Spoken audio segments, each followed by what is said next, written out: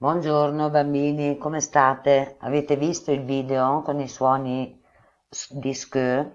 Allora, vediamo un attimo di fare il punto della situazione. Spero che abbiate apprezzato la canzoncina e allora passiamo un attimo a ripetere quello che vi spiegava il personaggio del video. Il suono sk, quando eseguito dalle vocali a, o, u, si pronuncia con un suono diviso ska, sco, scu.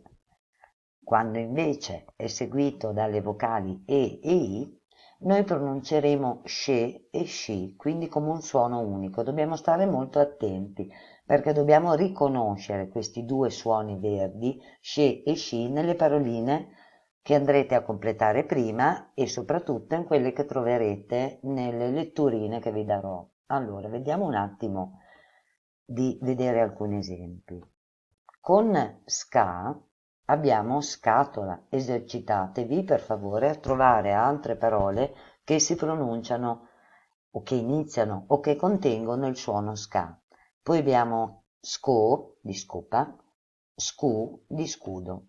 Scendiamo e vediamo invece quando è seguita dalla vocale I. Scivolo, scimmia, sciroppo, guscio, cuscino.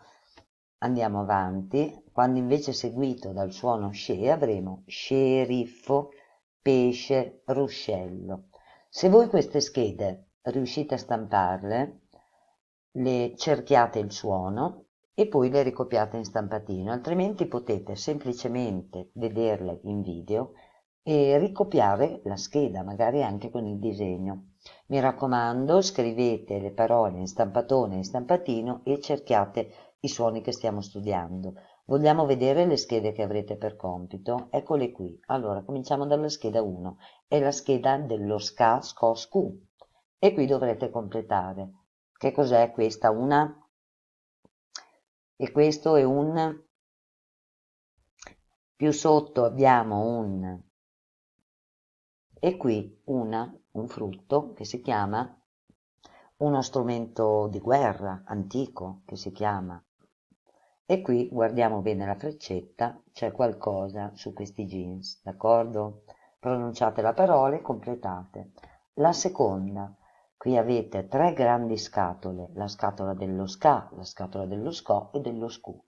Non mandatelo con la freccia, mi raccomando, ma ricopiate nella scatola giusta tutte queste parole che avete qui e le ricopiate in stampatino, d'accordo? La scheda 3 è la scheda completa rispetto a quella che vi ho lasciato prima del suono sci e poi abbiamo la scheda del suono sce. È tutto chiaro?